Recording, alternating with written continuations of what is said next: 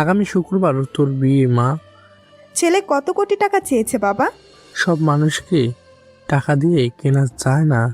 আমি তাকে জিজ্ঞেস করেছিলাম তার কি চাই, সে বলেছে শুধু সম্মান দিলে হবে। এই পৃথিবীতে এমন পুরুষও আছে নাকি? বাবা, তোমাদের খুশির জন্য আমি বিয়ে করছি, সে যেমনই হোক আমার কিচ্ছু যায় আসে না। কথাগুলো মুখে বললেও ভেতরে ভেতরে অন্য ঝড় বইছে ময়ের মনে। সে মনে মনে বলল, সব পুরুষ এক, সবাই সাগরের মতো। তার চোখের সামনে আবারও ভেসে উঠল সেই রাত, অপমান, লাঞ্ছনা, রক্ত, হারিয়ে যাওয়া সন্তান। মৌ ধীরে মুঠো বাঁধল, আর তার চোখে জমল চাপা অন্ধকার। যে মানুষটা আমাকে বিয়ে করবে আমি তার জীবন জাহান্নাম করে দিব। কারণ একটা ভাঙা মানুষ কখনো পুরো পৃথিবীকে বিশ্বাস করতে পারে না।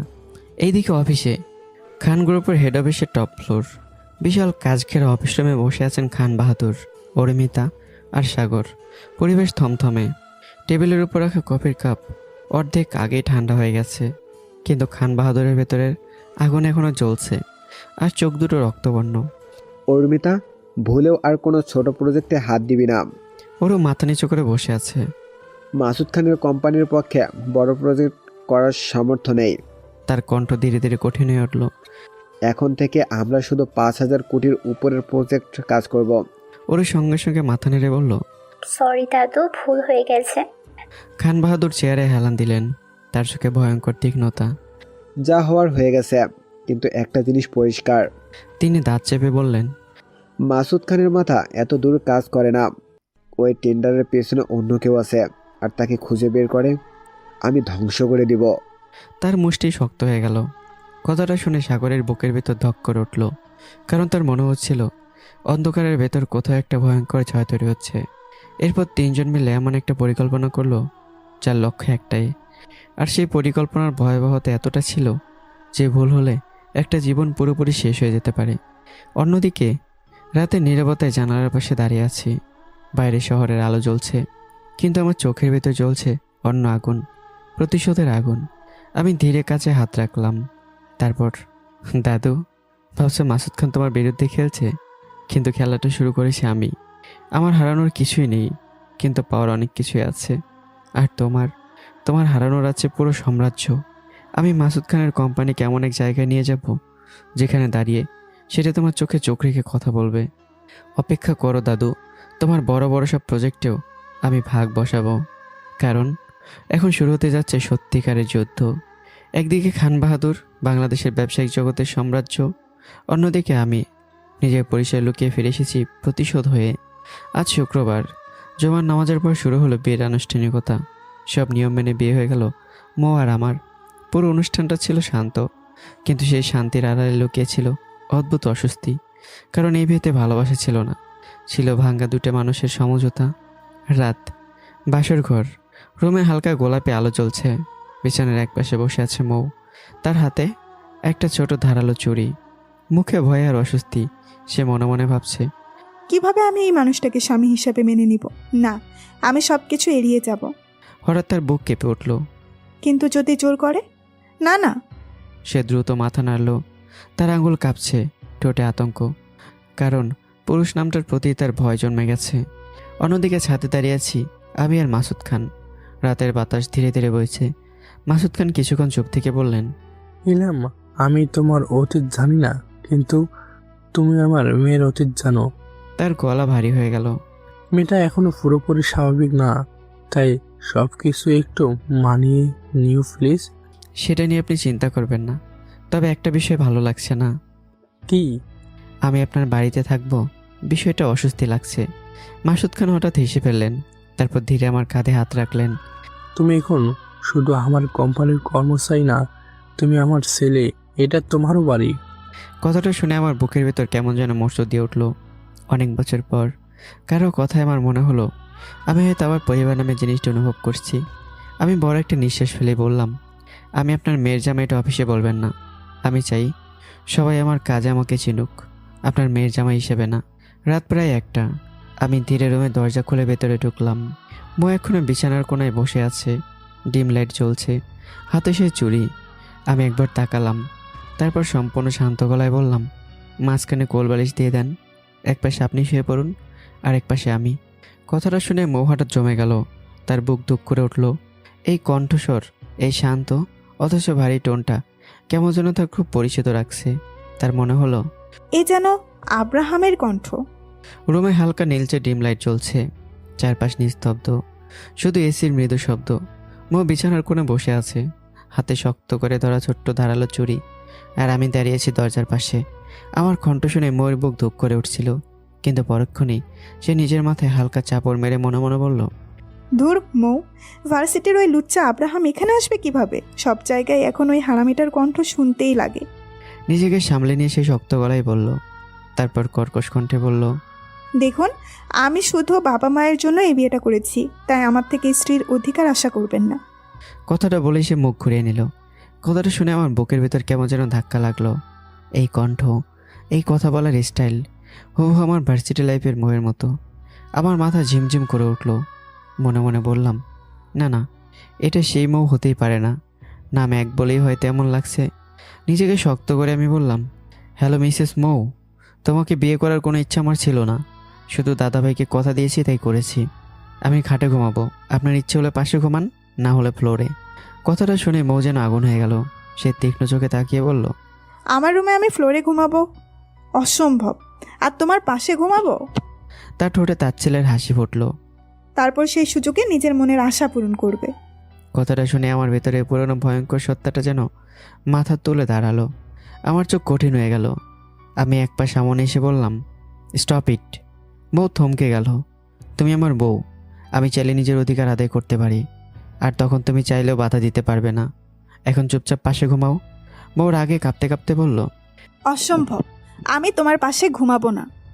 আমার ধৈর্য এবার শেষ হয়ে যাচ্ছিল, তবুও দাঁতে দাঁত চেপে বললাম, চুপচাপ ঘুমাও, নাহলে থাপ্পড় মেরে ঘুম পাড়াবো, না হয় এক্ষুনি গিয়ে তোমার মা বাবাকে সব বলবো।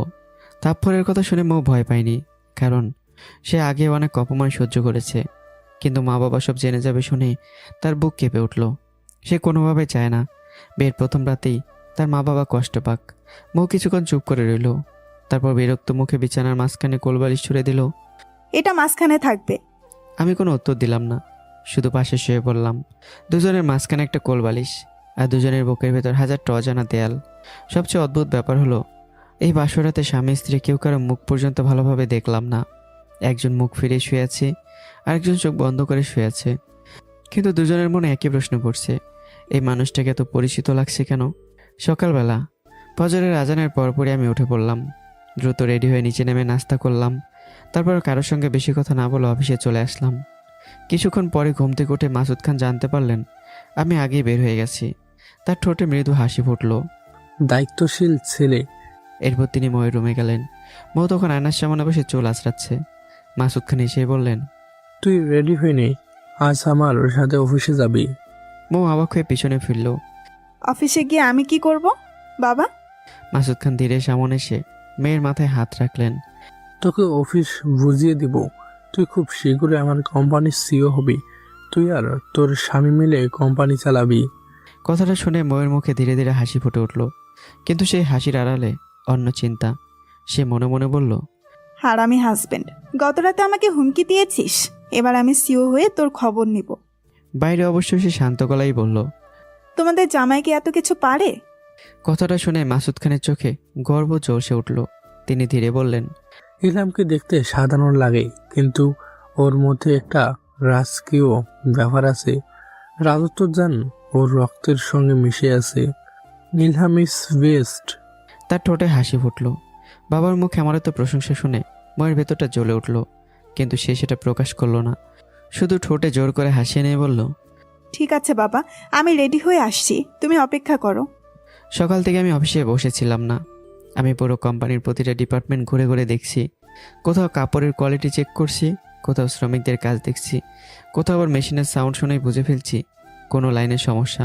ফ্যাক্টরির ম্যানেজার পর্যন্ত অবাক, কারণ একজন নতুন মানুষে আমি যেভাবে পুরো সিস্টেম বুঝে ফেলছি সেটা স্বাভাবিক না। একটা জায়গায় আমি কাপড় হাতে নিয়ে বললাম, এই ফেব্রিক্সের থ্রেড কাউন্ট কম। সঙ্গে সঙ্গে সুপারভাইজারের মুখ শুকিয়ে গেল, কারণ সত্যিই লটের কাপড়ে সমস্যা ছিল। আমার কোম্পানিতে নিম্নমানের জিনিস যাবে না, লস হলেও হবে, কিন্তু কোয়ালিটি কমবে না। আমার কণ্ঠ শুনে আশেপাশে সবাই নিস্তব্ধ হয়ে গেল। অন্যদিকে মাসুদ খান মেয়েকে নিয়ে গাড়িতে উঠেছেন, ধীরে ধীরে অফিসের দিকে যাচ্ছে। হঠাৎ মাসুদ খান বললেন, একটা কথা মনে রাখিস, মৌ পাশে তাকালো। ইলহাম চায় অফিসে কেউ না জানুক যে সে আমার মেয়ের জামাই। মৌ হুরুকুসকে বলল। কেন বাবা, এটা আবার কেমন চাওয়া? মাসুদ খান হালকা এসে বললেন। ও চায় মানুষ ওকে নিজের কাজের জন্য চিনুক, আমার মেয়ের স্বামী হিসেবে না। কথাটা শুনে মৌ কিছুক্ষণ চুপ করে রইল, তারপর বলল। ইন্টারেস্টিং, বিষয়টা কিন্তু অন্যরকম। মনে মনে অবশ্য সেও বলল। দেখি জনাব কত বড় সাধু। অফিসে পৌঁছে মাসুদ খান সবার আগে আমাকে খুঁজলেন, কিন্তু কোথাও পেল না। একজন স্টাফ বলল। স্যার উনি ফ্যাক্টরিতে গেছেন। মৌ অবাক হয়ে গেল। তাকে এখন কি দরকার বাবা? মাসুদ খান শান্ত গলায় বললেন। তোকে সিও ঘোষণা করব, হাজার হলো তুই ওর স্ত্রী। তুমি পরে বলবে, সে কি তোমার কথা শুনবে না নাকি? মাসুদ খান মেয়ের দিকে তাকিয়ে শুধু মুচকি হাসলেন। কিছুক্ষণ পর পুরো অফিসের স্টাফদের নিয়ে মিটিং ডাকা হলো। বিশাল কনফারেন্স রুম ভর্তি মানুষ, সবাই কৌতূহলী। মাসুদ খান সামনে দাঁড়িয়ে বললেন। হ্যালো এভরিওয়ান, আজকে আমি তোমাদের সঙ্গে একজনকে পরিচয় করিয়ে দেব। এটা আমার একমাত্র মেয়ে, মেহেরুন্নেসা মৌ খান। তিনি হাত বাড়িয়ে পাশে দাঁড়ানো মৌয়ের দিকে ইশারা করলেন। সঙ্গে সঙ্গে পুরো রুমে চাপা গুঞ্জন ছড়িয়ে পড়ল। সবাই তাকিয়ে আছে মৌয়ের দিকে। ম্যানেজার আবির তো এক দৃষ্টিতে তাকিয়ে রইল। তার চোখে অদ্ভুত লোভ ঝিলিক দিল। সে মনে মনে বলল, এটাকে যদি পটাতে পারি তাহলে রাজ্যও পাবো, রাজকন্যাও পাবো। ঠিক তখনই মাসুদ খান আবার বললেন। আজ থেকে আমার মেয়ে এই কোম্পানির সিও। পুরো রুম মুহূর্তে স্তব্ধ। তারপর চাপা ফিসফাস শুরু হয়ে গেল। কারো মুখে বিস্ময়, কারো মুখে ঈর্ষা, আর আবিদের মুখে ফুটে উঠল সন্তুষ্টির হাসি। কারণ এখন থেকে সে সুযোগ পাবে মৌয়ের কাছাকাছি থাকার। মিটিং শেষে মাসুদ খান আর মৌ নতুন কেবিনে বসে কথা বলছিল। ঠিক তখনই দরজায় নক না করে ভেতরে ঢুকে পড়লাম আমি। আমার হাতে কিছু ফাইল। স্যার আমাকে খুঁজছিলেন? মাসুদ খান মুখ তুলে বললেন। হ্যাঁ, আমি তোমাকে না জিজ্ঞেস করে একটা কাজ করে ফেলেছি। আমি কিছু বলতে যাচ্ছিলাম, কিন্তু পর মুহূর্তেই আমার চোখ গিয়ে আটকে গেল মৌয়ের উপর। সময় যেন থেমে গেল। আমার বুকের ভেতর হৃৎপিণ্ড ভয়ঙ্করভাবে কেঁপে উঠল। চোখ বড় হয়ে গেল, নিঃশ্বাস যেন আটকে আসছে। মনে হলো পৃথিবীটা ঝাপসা হয়ে গেছে। আমার সামনে বসে আছে মেহেরুন্নেসা মৌ খান, আমার সেই মৌ, ভার্সিটির সেই মেয়ে যাকে আমি নিজের জীবনের চেয়ে বেশি ভালোবেসেছিলাম। আমার হাত থেকে প্রায় ফাইল পড়ে যাচ্ছিল। মনে মনে শুধু একটা কথাই বলছি, মৌ। অন্যদিকে মৌ আমার দিকে তাকিয়ে যেন জমে গেছে। তার চোখ বিস্ফোরিত, মুখ হা হয়ে গেছে, অবাক হয়ে। মনে হচ্ছে নিজের চোখকে বিশ্বাস করতে পারছে না সে। তার সামনে আমি দাঁড়িয়ে আছি, ভার্সিটির সেই ভয়ঙ্কর লুচ্চা দাস্তিক ছেলে। ময়ের বুক ধুকপুক করতে লাগলো। মাথার ভেতর যেন বিস্ফোরণ হচ্ছে। সে মনে মনে চিৎকার করে উঠল। এই লুচ্চা এখানে কি করছে? তার মানে আমি আমি আব্রাহাম খান ইলহামকে বিয়ে করেছি? তার শরীর ঠান্ডা হয়ে আসছে। কারণ গত রাতে যার সঙ্গে একই বিছানায় ছিল, যাকে সে অপছন্দ করছিল, সে আর কেউ না, আমি নিজেই। হঠাৎ মাসুদ খান উঠে দাঁড়িয়ে বললেন। ওকে ইলহাম, তোমরা স্বামী স্ত্রীর কথা বলো, আমি একটু ফ্যাক্টরি ঘুরে আসি। কথাটা বলেই তিনি ধীরে ধীরে দরজার বাইরে চলে গেলেন। দরজা বন্ধ শব্দটা হতেই পুরো কেবিন নিস্তব্ধ হয়ে গেল। অথচ সেই নীরবতার ভেতরে যেন হাজার ঝড় বইছে। আমি স্থির দাঁড়িয়ে আছি। আমার চোখের কোণে চিকচিক করছে জল। যে মানুষটার গর্জনে পুরো অফিস কেঁপে ওঠে, যে মানুষটার চোখের দিকে তাকাতে ভয় পায় সবাই, সে আমার চোখে আর জল। কারণ মৌ আমার দুর্বলতা, একমাত্র দুর্বলতা। অন্যদিকে মৌ দাঁড়িয়ে আছে পাথরের মতো। তার বুকের ভিতর কেমন অদ্ভুত চাপ লাগছে। ভার্সিটির সে লুচ্চা আব্রাহাম আজ তার স্বামী। ভাবতে তার ভেতরে রাগ, অপমান আর অস্বস্তি একসাথে জ্বলে উঠল। মৌ ঠান্ডা কণ্ঠে বলল। শেষমেশ আমার ভাগ্যে একটা লুচ্চাই জুটল। কথাটা শুনে আমার চোখ লাল হয়ে উঠল। মৌ, মুখ সামলে কথা বলবে। মৌ তার ছেলের হাসি দিল। সে এক পা সামনে এগিয়ে এলো। মুখ সামলে তাও আবার তোমার সাথে, যে একটা সময় স্যাঁচড়ার মতো আমার পেছে ঘুরতো। কথাটা যেন সরাসরি আমার বুকে এসে আঘাত করলো। পরের মুহূর্তেই আমি দুহাতে মৌয়ের মুখ চেপে ধরলাম। আমার চোখটা ভয়ঙ্কর।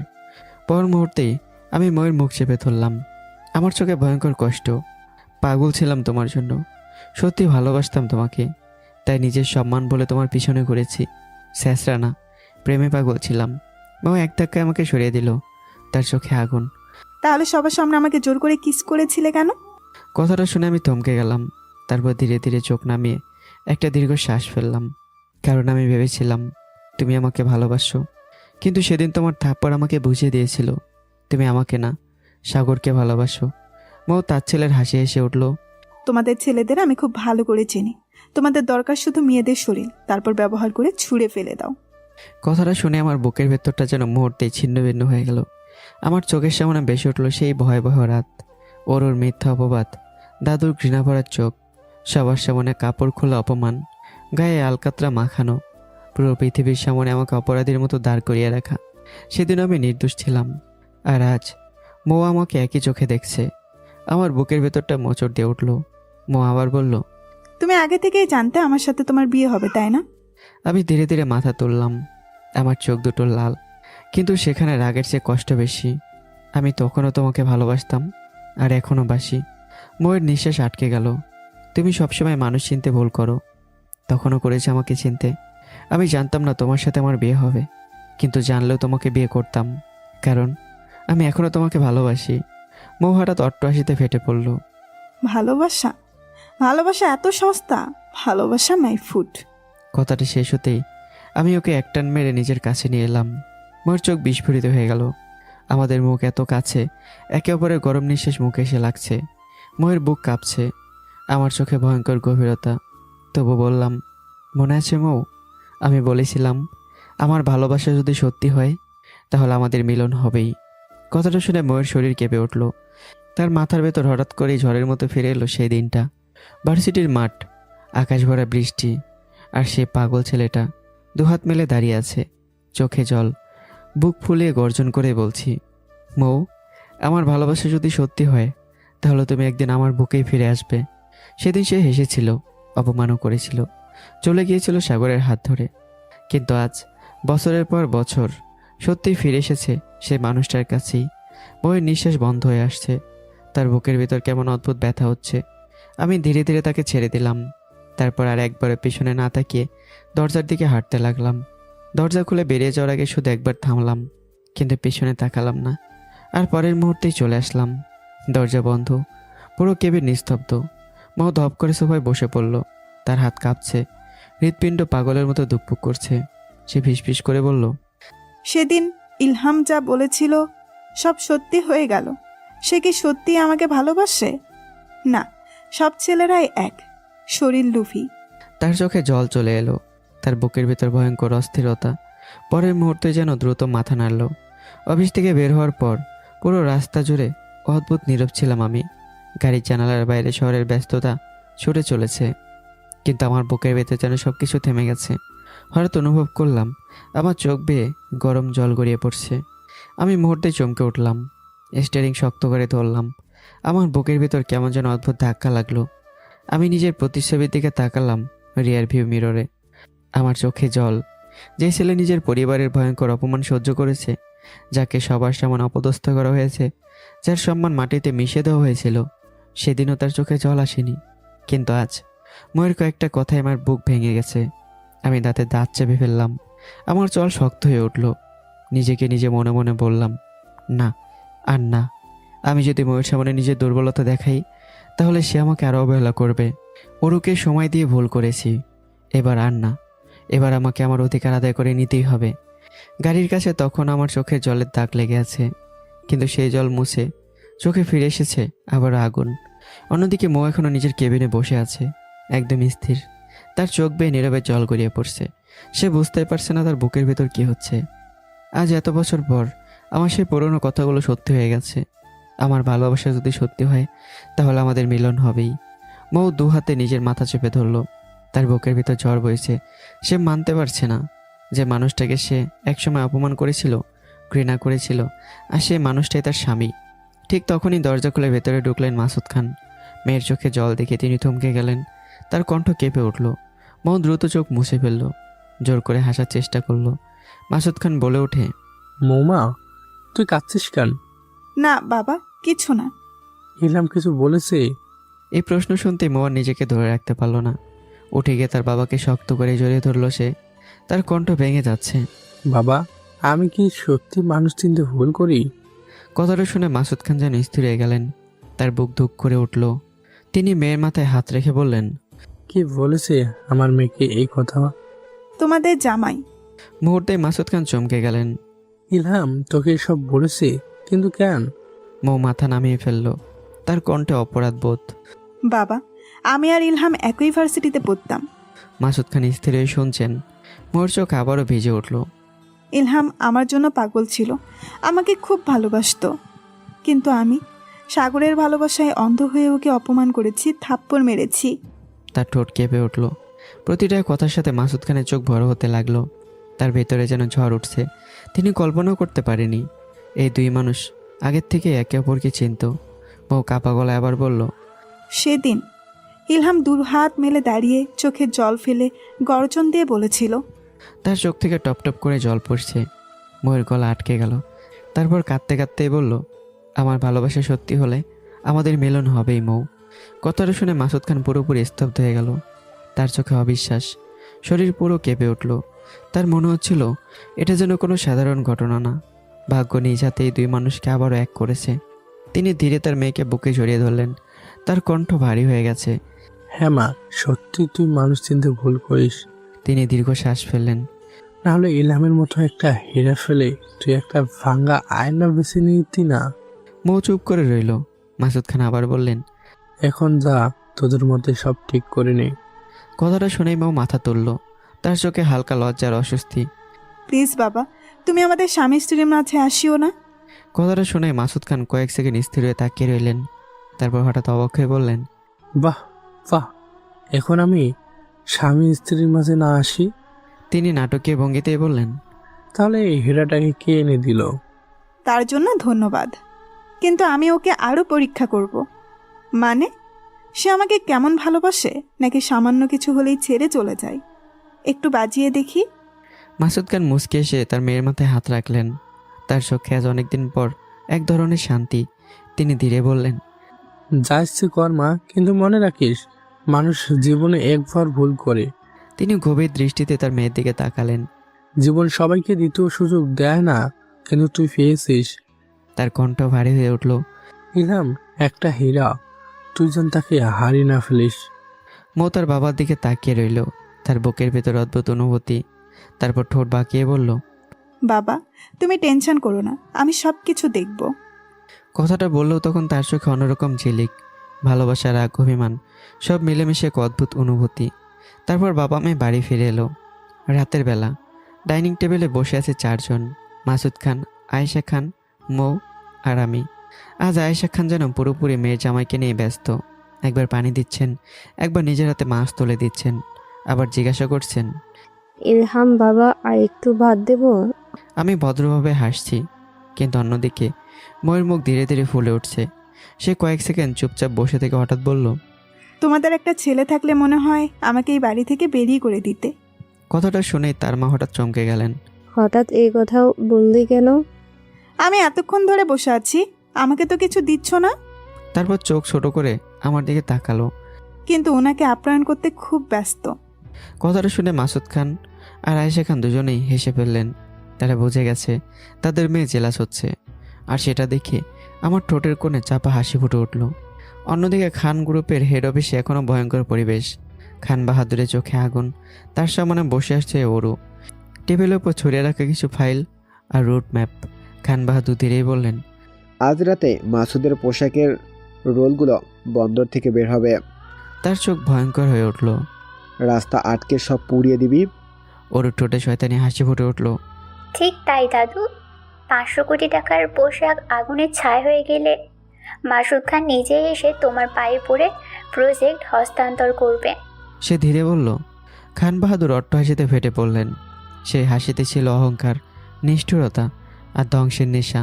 তিনি আবার বললেন, আর শোন, মাসুদের পিছনে যে আছে আমি তাকে শেষ করে দিব। তার চোখ লাল হয়ে উঠল। ওরও ধীরে মাথা নেড়ে বলল, আগে আজকের খেলাটা হোক, তারপর জানা যাবে আসল খেলোয়াড়কে।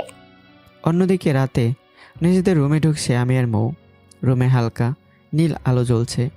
মৌ ঢুকেই গম্ভীর কণ্ঠে বলল, তুমি সোফায় ঘুমাবে? আমি শার্ট খুলতে খুলতে বললাম, আমি খাটেই ঘুমাবো, আর তুমিও। এর বেশি কথা বললে সরাসরি তোমার বাবার কাছে চলে যাব। মৌ সঙ্গে সঙ্গে চোখ বড় বড় করে তাকালো। ব্ল্যাকমেল করছো? করো, লাভ হবে না, তোমাকে শাস্তি পেতেই হবে। কিসের শাস্তি? মৌ ধীরে বলল, আমাকে বিয়ে করার শাস্তি। তার ঠোঁটে দুষ্ট হাসি ফুটে উঠল। এক রুমে থাকবো, তোমার এত সুন্দর বউ থাকবে সামনে, কিন্তু তুমি আমাকে স্পর্শও করতে পারবে না, এটা তোমার শাস্তি। কথাটা শুনে আমার চোখে অদ্ভুত ঝিলিক ফুটে উঠলো। আমি ধীরে ধীরে ময়ের দিকে হাঁটতে শুরু করলাম। মৌ পিছু হটতে লাগলো, তার বুক ধুকপুক করছে। এই, এভাবে এগোচ্ছ কেন? আমি কিন্তু চিৎকার করব। করো, সবাই জানুক ময়ের স্বামী কতটা রোমান্টিক। কথাটা শুনেই মৌ চুপ হয়ে গেল, তার গাল লাল হয়ে উঠছে। আর পর মুহূর্তেই আমি ময়ের দু হাত ধরে তাকে নিজের দিকে টেনে নিলাম। ময়ের চোখ বিস্ফোরিত হয়ে গেল। তারপর আমার ঠোঁট স্পর্শ করলো ময়ের ঠোঁট। মুহূর্তে ময়ের পুরো শরীর কেঁপে উঠল, তার নিঃশ্বাস বন্ধ হয়ে আসছে, চোখ বড় বড় হয়ে গেছে। সে যেন বুঝতেই পারছে না কি হচ্ছে। আমি গভীরভাবে তাকে নিজের মাঝে আটকে রেখেছি। আর মৌ, যে সবসময় নিজেকে শক্ত রাখত, সে আজ সম্পূর্ণ অসহায় হয়ে গেছে আমার এক স্পর্শে। অনেকক্ষণ পর আমি ধীরে ধীরে মৌকে ছেড়ে দিলাম। দুজনের নিঃশ্বাসই ভারী হয়ে গেছে। মৌ এখনও পুরোপুরি হতবাক, তার ঠোঁট কাঁপছে। আর আমার চোখে তখন এক দুষ্ট ঝিলিক। আমি ঠোঁট বাঁকিয়ে বললাম, কি যেন বললে? সুন্দর স্ত্রী পাশে থাকবে, কিন্তু তাকে স্পর্শ করতে পারবো না? তাই করে দেখালাম। কথাটা শুনে ময়ের লজ্জার, রাগ আর অস্বস্তিতে পুরো লাল হয়ে গেল। সে সঙ্গে সঙ্গে আমার বুকে কিলঘুষি মারতে শুরু করলো। লুচ্চা, আমি জানতাম তুই একটা লুচ্চা।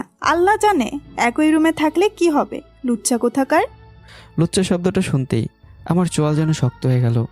আমার চোখে হঠাৎ অন্যরকম ঝড় নামলো। পর মুহূর্তে আমি হঠাৎ মৌকে কোলে তুলে নিলাম।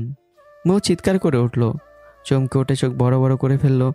সে দু হাতে আমার শার্ট আঁকড়ে ধরে বলল, এই লুচ্চা, কি করছিস? নামাও বলছি। আমি ধীরে ধীরে খাটের দিকে হাঁটতে হাঁটতেই বললাম, নামানোর জন্য তো কোলে তুলিনি। তুমি বললে আমি লুচ্চা। বউর সাথে একটু রোমান্টিক হলে যদি লুচ্চামি হয়, তাহলে এমন লুচ্চামি প্রতিদিনই করব। কথাটা শুনে ময়ের বুক ধকপক করতে লাগলো, তার গলা শুকিয়ে গেছে। বয়সে ঢোক গেলে কাঁপা গলায় বলল, তুমি তুমি এখন কি করবে? আমি এবার খাটের সামনে এসে দাঁড়িয়ে গেলাম, চোখ আরও গভীর। আমার অধিকার আমি আদায় করে নেব। কথাটা শুনে ময়ের বুকের ভেতর কেঁপে উঠল, তার চোখে ভয় নেমে এলো। মুহূর্তের মধ্যে তার মুখের রাগ সব মিলিয়ে গেল। সে কাঁপা গলায় বলল, আব্রাহাম প্লিজ। আমি থেমে গেলাম। ময়ের চোখে জল চিকচিক করছে। আমি এখনো মন থেকে তোমাকে মানতে পারিনি। তার কণ্ঠ ভেঙে যাচ্ছে। তুমি যদি আমার ইচ্ছার বিরুদ্ধে কিছু করো, সে ঠোঁট কামড়ে ধরল। আমি তোমাকে বাধা দিতে পারবো না, কারণ সবার চোখে আমরা স্বামী স্ত্রী। তারপর ভাঙা গলায় বলল, তুমি জোর করলে সেটা হবে বৈধ ধর্ষণ। কথাটা শুনে মুহূর্তে আমি স্থির হয়ে গেলাম। আমার হাত হালকা হয়ে গেল। পর মুহূর্তেই আমি মৌকে ধীরে ধীরে নামিয়ে দিলাম। পুরো রুম নিস্তব্ধ, শুধু আমার ভারী নিঃশ্বাস শোনা যাচ্ছে। আমার চোখ বড় বড় হয়ে গেছে, মনে হচ্ছে কেউ যেন আমার বুকের ভেতর ছুরি ঢুকিয়ে দিয়েছে। বৈধ ধর্ষণ শব্দটা বারবার আমার মাথার ভেতর প্রতিধ্বনিত হতে লাগলো। আর ঠিক তখনই আমার চোখের সামনে ভেসে উঠল সেই ভয়ঙ্কর রাত, ওর মিথ্যা অপবাদ, সবার ঘৃণা ভরা চোখ, নিজেকে নির্দোষ প্রমাণ করতে না পারার যন্ত্রণা। আজ আবারও মৌ আমাকে ওই একই জায়গায় দাঁড় করালো। আমার নিঃশ্বাস ভারী হয়ে উঠল, আমার বুক ওঠানামা করছে দ্রুত। মনে হচ্ছে পুরো পৃথিবীটা আবার আমার বিরুদ্ধে দাঁড়িয়ে গেছে। মৌ বুঝতে পারছে, তার কথাগুলো আমাকে ভেতর থেকে ভেঙে দিয়েছে। আমি ধীরে ধীরে মাথা তুললাম। আমার চোখ লাল, কিন্তু সেখানে কামনা নেই, আছে ভয়ঙ্কর কষ্ট। আমি ভাঙা গলায় বললাম, মৌ, আমি তোমাকে ভালোবাসি, তোমার শরীর কেনা। কথাটা শুনে ময়ের বুক কেঁপে উঠল। তার মনে হলো ভার্সিটির সেই ছেলেটা আবার তার সামনে দাঁড়িয়ে আছে, সেই পাগল ছেলেটা যে তাকে সত্যি সত্যি ভালোবাসতো। তোমার আর সাগরের সব কিছু আমি জানি, তবুও তোমাকে বিয়ে করেছি। আর শুধু তোমাকে ভয় দেখানোর জন্য এসব করেছি। আমি ভেবেছিলাম তোমার মনের গভীরে হলো আমার জন্য একটু জায়গা আছে, কিন্তু আমি ভুল ছিলাম। প্রতিটা শব্দ যেন সরাসরিকে আঘাত করছিল ময়ের অন্তরে। তার বুকের ভেতর মোচড় দিচ্ছে, নিঃশ্বাসও আটকে আসছে। সে বুঝতে পারছে এই মানুষটা তাকে সত্যিই ভালোবাসে, আর সে বারবার তাকে আঘাত দিয়েই যাচ্ছে। আমি এবার করুণ চোখে তাকালাম ময়ের দিকে। প্লিজ আমাকে ক্ষমা করে দিও, আমি আর কখনো তোমাকে স্পর্শ করব না। কথাটা বলে আমি পিছন ফিরে দরজার দিকে হাঁটতে লাগলাম। মই স্থির হয়ে তাকিয়ে আছে, তার বুকের ভেতর কেমন অদ্ভুত ব্যথা হচ্ছে। আর পর মুহূর্তেই দরজা খুলে আমি বেরিয়ে এলাম। ছাদে একা দাঁড়িয়ে রইলাম। রাতের বাতাস আমার মুখে লাগছে, কিন্তু আমার বুকের ভেতরে ঝড় থামছে না। ছাদের এক কোণে স্থির হয়ে দাঁড়িয়ে আছি। চারদিক কালো মেঘে ঢেকে আছে আকাশ। বজ্রপাতের আলো বারবার আমার মুখটাকে আলোকিত করে আবার অন্ধকারে ডুবিয়ে দিচ্ছে। প্রকৃতি যেন আজ আমার বুকের ভেতরে ঝড়টা শুনে ফেলছে। হঠাৎ করেই শুরু হলো প্রবল ঝড়। দমকা বাতাসে পুরো ছাদ কেঁপে উঠছে। বৃষ্টি সজোরে আঘাত করছে আমার শরীরে, কিন্তু আমি নড়লাম না। আমার দু চোখ লাল, জল শক্ত, বুকের ভেতর জমে থাকা কষ্ট যেন শ্বাস নিতেই দিচ্ছে না। আমি নিজেকে নিজে বললাম, ওর মিথ্যা অপবাদ, দাদু সেই ভয়ঙ্কর অপমান কিছু আমাকে ভাঙতে পারেনি। কিন্তু মৌ, আমি চোখ বন্ধ করলাম, আবার বললাম, মৌয়ের প্রতিটা কথা যেন আমার বুক ছিঁড়ে দেয়। কেন কেন এত ভালোবাসার পরও সে আমাকে বুঝলো না কেন? আমার গর্জন ঝড়ের শব্দে মিলে গেল, কেউ শুনল না, শুধু আকাশ শুনল। আর হয়তো সেই বৃষ্টিগুলো যেগুলো আমার চোখের জলের সাথে মিশে যাচ্ছিল।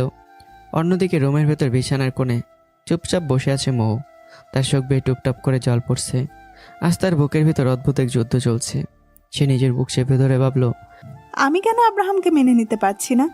তার নিঃশ্বাস ভারী হয়ে উঠছে। আমি তো চাই সে আমাকে ভালোবাসুক। তার ঠোঁট কাঁপলো। আমি চাই সে পাগলের মতো আমাকে আগলে রাখুক। মৌ চোখ বন্ধ করলো। আজ আমার সেই আহত চোখ দুটো বারবার বেশি উঠছে তার সামনে। যখন আমি বলেছিলাম, মৌ, আমি তোমাকে ভালোবাসি, তোমার শরীরকে না, এই একটা কথাই যেন তার বুকের ভেতরে সব কিছু এলোমেলো করে দিয়েছে। কারণ সাগর কখনো এভাবে তাকে অনুভব করায়নি, কখনোই না। মৌ ধীরে ফিসফিস করে বলল, আমি না চাইতেও কেন ওকে এত কষ্ট দিয়ে ফেলি? তার বুক মোচড় দিয়ে উঠল। আব্রাহাম, আমি জানি না আমি তোমাকে ভালোবাসি কিনা, তার চোখ আবার ভিজে উঠল। কিন্তু তুমি আমার স্বামী, এটা আমি মানি। সে ঠোঁট কামড়ে ধরে কাপা গলায় বলল, তবুও কেন তোমাকে আঘাত দিয়ে কথা বলি আমি নিজেও জানি না। সেই রাতটায় আমি আর রুমে ফিরিনি। ভোরবেলা ঝড় থেমেছে, কিন্তু আমার শরীর যেন ঝড়ে জমে গেছে। ভেজা শরীর, ঠান্ডায় নীল হয়ে যাওয়া ঠোঁট, চোখ লাল, আর প্রচণ্ড জ্বর এসেছে। তবু আমি আয়নার সামনে দাঁড়িয়ে নিজেকে শক্ত করলাম, দুর্বল হওয়া যাবে না। তারপর ধীরে ধীরে রেডি হয়ে অফিসের উদ্দেশ্যে বেরিয়ে গেলাম। অফিসে গিয়ে মৌ প্রথমেই আমাকে দেখলো। আমি কাজ করছি, কিন্তু আজ আমার মুখ অস্বাভাবিক ফ্যাকাশে। তবুও ফাইলাতে একটার পর একটা নির্দেশ দিয়ে যাচ্ছি। মৌ ধীরে ধীরে আমার সামনে এসে দাঁড়ালো। আব্রাহাম, আমি মাথা তুললাম না। এইটুকুই। মৌ কষ্ট পেল। সে আবার বলল, তোমার শরীর খারাপ? না। সংক্ষিপ্ত উত্তর। তারপর আবারও কাজে ডুবে গেলাম। মৌ বুঝে গেল আমি ইচ্ছে করে তাকে এড়িয়ে যাচ্ছি।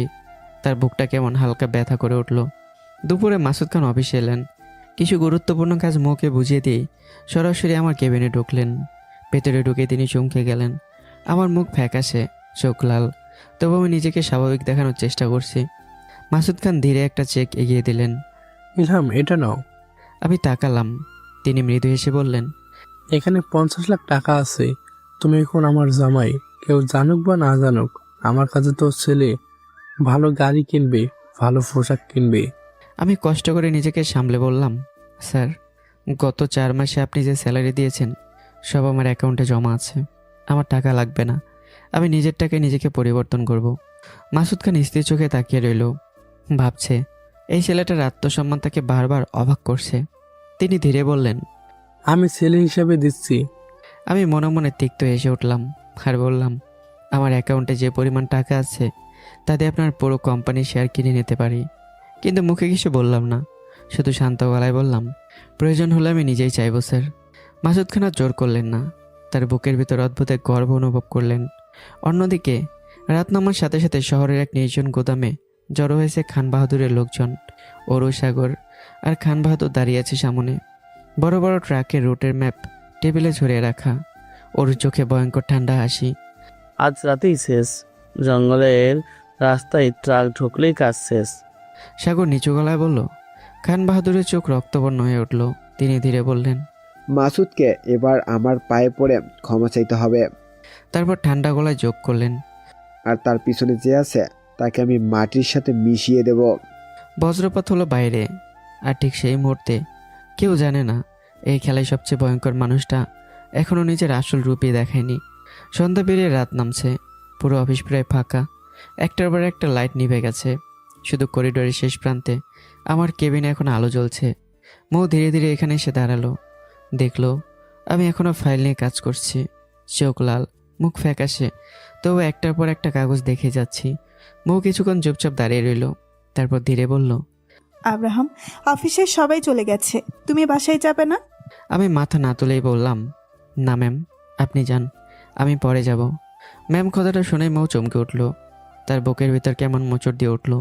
সে ধীরে সামনে এগিয়ে এসে বলল, আব্রাহাম, আমি তোমার স্ত্রী, আমাকে ম্যাম বলছো কেন? আমি এবার ধীরে মাথা তুললাম। আমার চোখে অদ্ভুত ঠান্ডা ভাব। ম্যাম, এখানে আপনি আমার মালিক, আমি আপনার কর্মচারী। স্বামী স্ত্রীর সম্পর্ক শুধু বাসায়, তাও লোক দেখানো। কথাগুলো যেন ধারালো ছুরির মতো গিয়ে বিঁধল ময়ের বুকের ভেতর। তার পুরো শরীর কেঁপে উঠল। আজ প্রথমবার আমার দূরত্ব তাকে ভয় পাইয়ে দিল। মো কিছু বলতে গিয়ে বলতে পারল না, চুপচাপ ঘুরে চলে গেল। মো চলে যাওয়ার পর আমি নিজেকে ধরে রাখতে পারলাম না। আমার চোখ ঝাপসা হয়ে আসছে, মাথা ঘুরছে ভয়ঙ্করভাবে। সারাদিনের জ্বর, রাতভর ভেজা শরীর, মানুষের চাপ, সব মিলে শরীর আর টিকতে পারল না। টেবিলে হাত রাখার চেষ্টা করলাম, কিন্তু পারলাম না। ধপ করে মেঝেতে পড়ে গেলাম। পুরো অফিস তখন নিস্তব্ধ, চারদিকে শুধু অন্ধকার। আর সেই অন্ধকারের মাঝখানে অচেতন হয়ে পড়ে আছি আমি। রাত প্রায় 12টা। খানবাড়ির ডাইনিং রুমে এখন আলো জ্বলছে। মাসুদ খান বারবার করে দেখছেন, তার মুখে অস্থিরতা। হঠাৎ তিনি ময়ের দিকে তাকিয়ে বললেন, মৌ, জামাইকে ফোন করতো।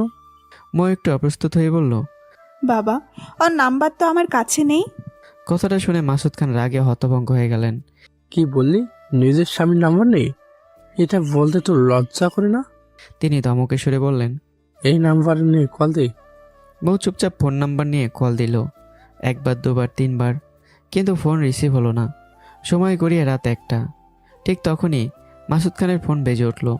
তিনি দ্রুত ফোন ধরলেন, কিন্তু ওপাশের কথা শুনে তার হাত থেকে মোবাইল পড়ে গেল। তিনি দপ করে মেঝেতে বসে পড়লেন, মুখ ফ্যাকাশে, শ্বাসও ভারী। এটা দেখে মৌ দৌড়ে এসে তার বাবাকে ধরে ফেলল। বাবা, কি হয়েছে? আয়েশা খানও আতঙ্কিত হয়ে বললেন। কি হয়েছে মাসুদ? মাসুদ খান কাঁপা গলায় বললেন, কে বা কারা আমার 500 কোটি টাকার পোশাকের রোল পুড়িয়ে দিয়েছে? তার নিঃশ্বাস কেঁপে উঠছে। পুরো ঘর নিস্তব্ধ। মৌ যেন নিজের কানকে বিশ্বাস করতে পারছে না। কি? তার ঠোঁট শুকিয়ে গেছে। আয়েশা খান দুহাতে মুখ চেপে ধরলেন। ইয়াল্লাহ! মাসুদ খান মাথায় হাত দিয়ে বসে পড়লেন। আমি শেষ। আমি এই প্রজেক্ট আর কমপ্লিট করতে পারবো না। তার চোখে পানি এসে গেছে।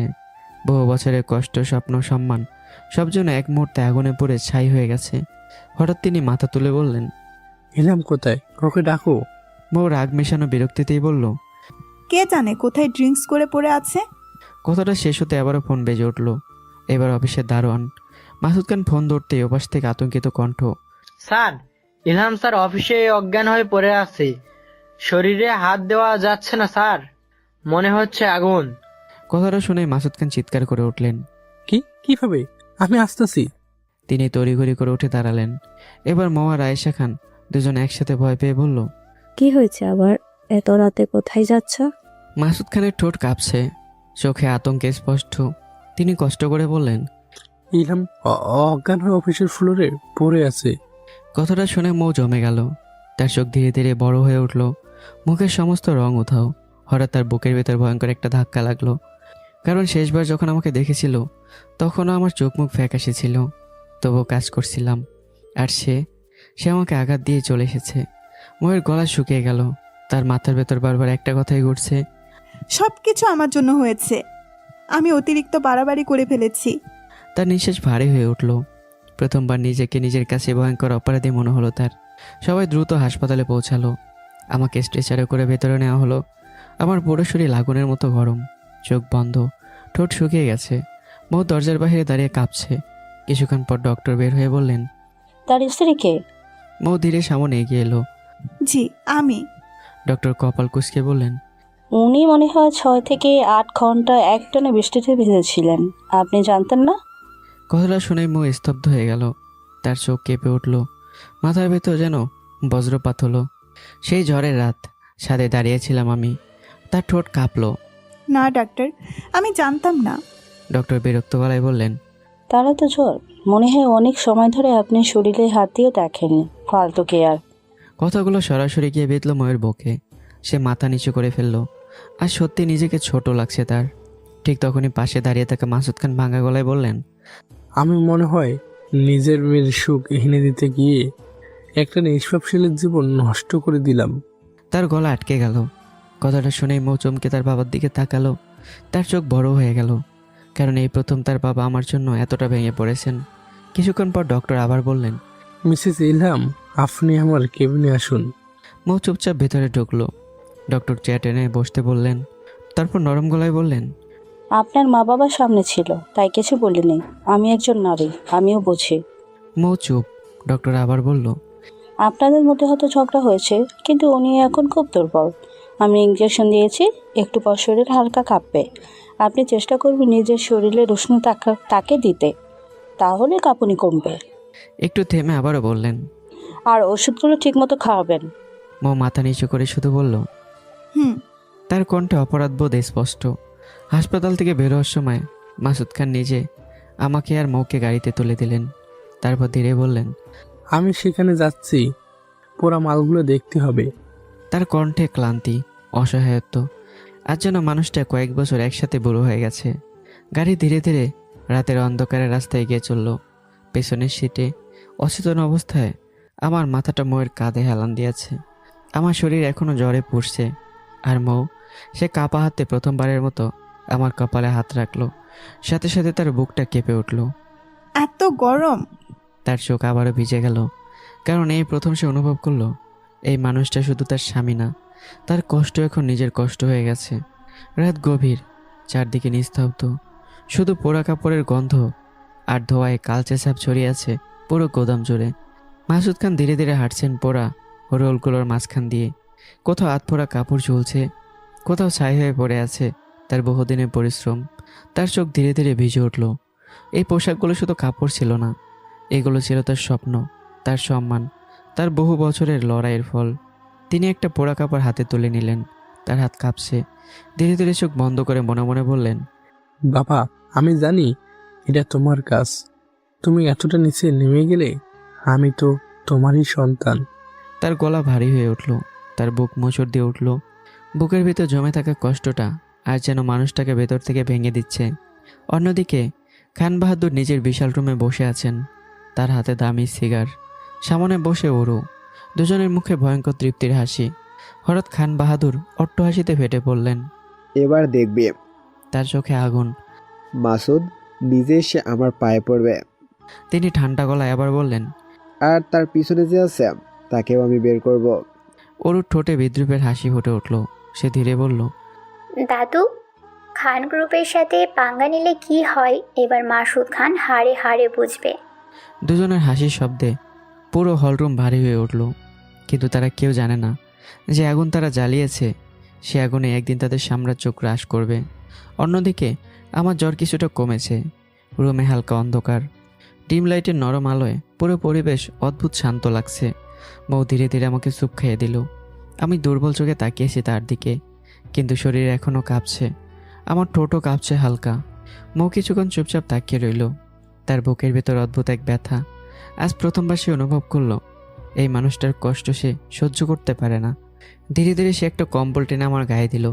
তারপর কিছুক্ষণ ইতস্তত করে নিজে সে কম্বলের ভেতর ঢুকে পড়ল। ধীরে ধীরে আমাকে জড়িয়ে ধরল, তার শরীরের উষ্ণতা দিতে লাগলো। আমি আধা জ্বরের করে ফিসফিস করে বললাম, মৌ, আমি তোমাকে খুব ভালোবাসি। তোমার দেওয়া আঘাতগুলো আমাকে ভেতর থেকে ভেঙে দেয়। কথাগুলো শুনে আমার চোখ বেয়ে জল গড়িয়ে পড়ল। সে আর নিজেকে আটকাতে পারল না। ধীরে ধীরে সামনে ঝুঁকে আমার ঠোঁটে নিজে ঠোঁট ছুঁয়ে দিল।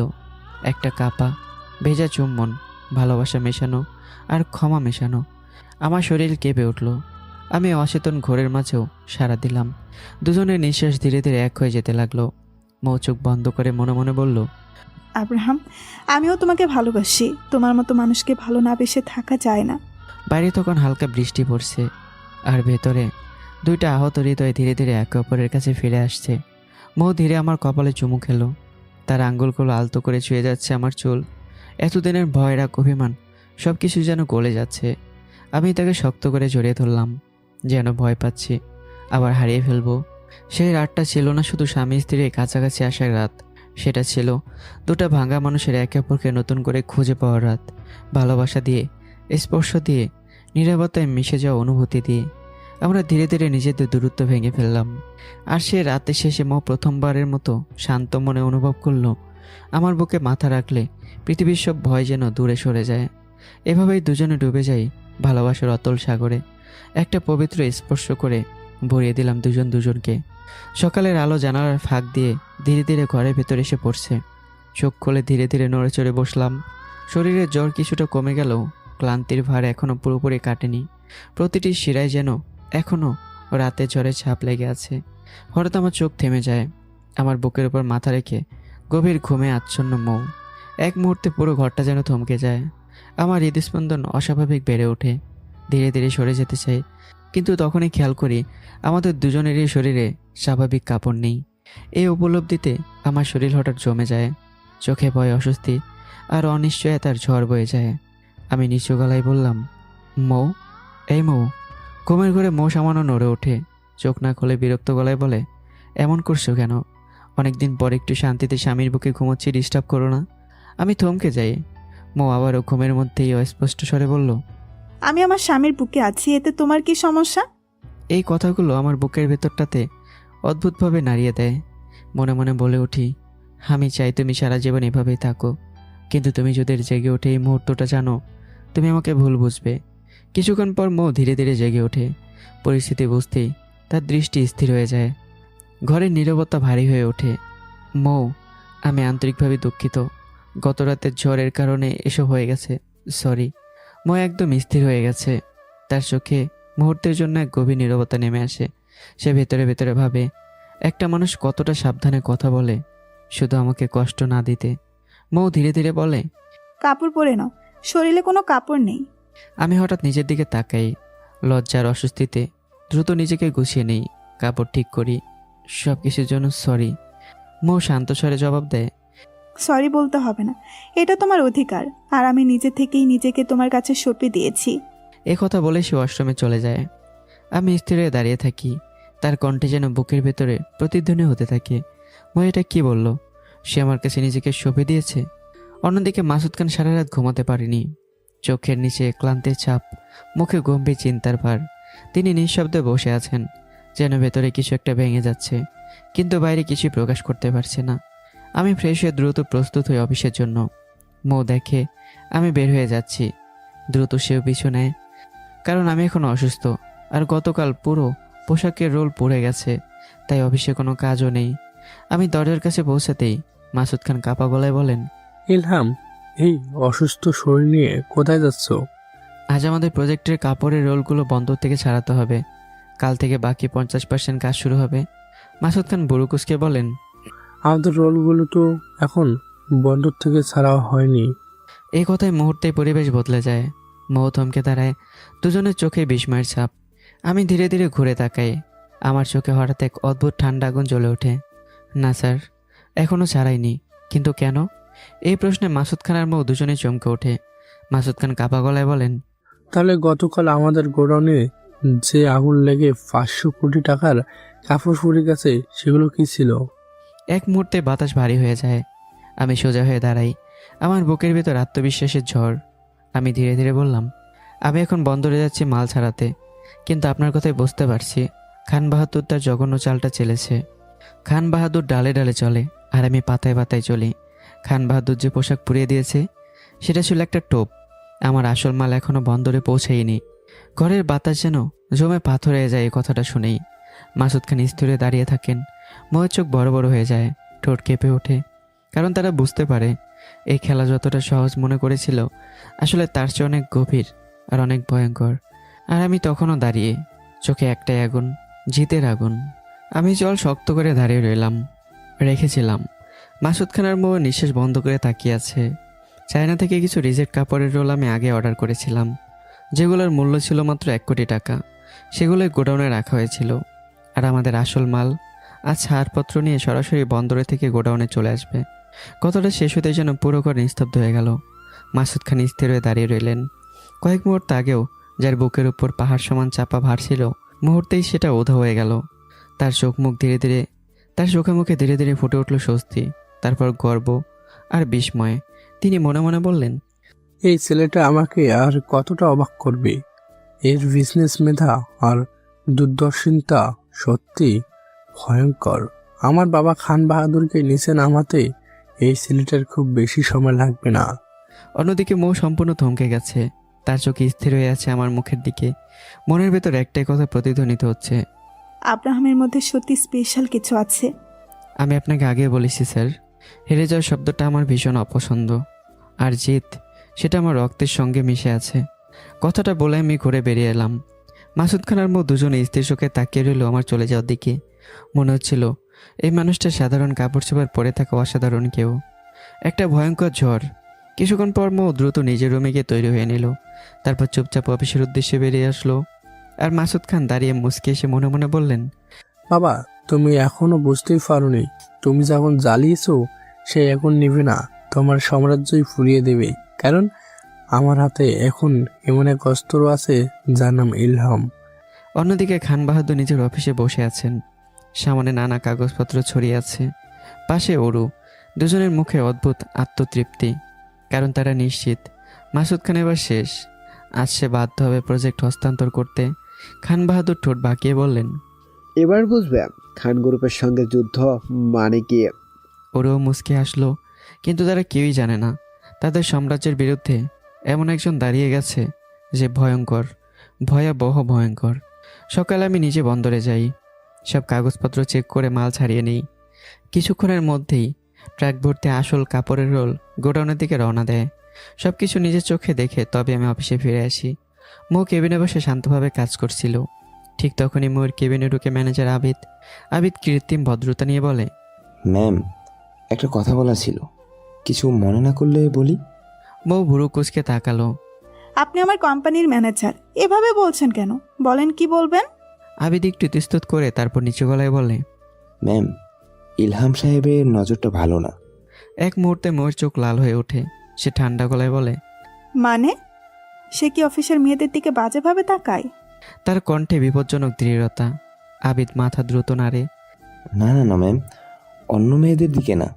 তারপর ধীরে ধীরে বলে ওঠে, সে শুধু আপনার দিকে যেভাবে তাকায় সেটা ভালো লাগে না। কথাটা শুনে মৌ কিছুক্ষণ চুপ করে রইল। তারপর একটা বড় নিঃশ্বাস ফেলে হালকা হাসলো। ও, এই ব্যাপার। তার চোখে তখন অদ্ভুত এক ঝিলিক। সে ধীরে বলল, তাকে আমার ভার্সিটি লাইফ থেকে চেনা, তখনও এমন লুচ্চার মতো করতো। তারপর চেয়ার টেনে উঠে দাঁড়িয়ে বলল, আচ্ছা, আপনি যান আর ওনাকে আমার কেবিনে আসতে বলুন। আমার কেবিনে আসো। আবিদ সাহেব কেবিন থেকে বেরিয়ে যেতেই ঠোঁটের কোণে ধূর্ত হাসি ফুটে উঠল তার। মনে মনে বলল, ইলহাম, আজকে তোর শেষ দিন। ম্যামের দিকে চোখ তুলে তাকাস। ম্যাম শুধু আমার হবে, যেভাবেই হোক। এই রাজকন্যাকে আমি নিজের করব। তার চোখে তখন লোভের ঝিলিক, ক্ষমতা, টাকা আর ময়ের সৌন্দর্য সব কিছু একসাথে পেতে চাইছে সে। অন্যদিকে নিজের কেবিনে বসে কিছু ফাইল দেখছিলাম। হঠাৎ ইন্টারকম বেজে উঠল। রিসিভ করতেই ওপাশ থেকে বেশি এলো ময়ের ঠান্ডা কণ্ঠ। আমি এক সেকেন্ড চুপ করে রইলাম। তারপর ধীরে উঠে দাঁড়ালাম। কিছুক্ষণ পর ময়ের কেবিনের সামনে এসে নক করলাম। May I come in ma'am? Ma'am শব্দটা কানে যেতেই ময়ের বুকের ভেতর আগুন জ্বলে উঠল। সে ধীরে মাথা তুলল, চোখ লাল হয়ে গেছে। মুহূর্তেই উঠে এসে দরজা খুলে আমাকে কলার চেপে ভেতরে টেনে আনলো। থাম করে দরজা লাগিয়ে লক করে দিল। আমি কিছু বুঝে ওঠার আগে মৌ গর্জে উঠল। কি বললি তুই? আমি তোর জন্য ম্যাম? তার চোখে রাগ, অভিমান আর অদ্ভুত এক কষ্ট।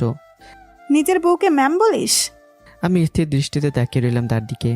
তুমি এই কোম্পানির সিইও আর আমি একজন কর্মচারী, তাই ম্যাম বলেছি। আর বউ, তুমি আমাকে কবে স্বামী হিসেবে মেনে নিয়েছো মৌ? কথাটা যেন সোজা কি আঘাত করলো ময়ের বুকে। সে আরও রেগে গেল। দোহাতে আমার শার্ট চেপে ধরে বলল, কি বললি? আমি তোকে স্বামী মানি নাই? তার নিঃশ্বাস ভারী হয়ে উঠছে। তাহলে গত রাতে আমার সাথে ওইসব কে করেছে? আমার চোখে মুহূর্তের জন্য দুষ্ট ঝিলিক ফুটে উঠল।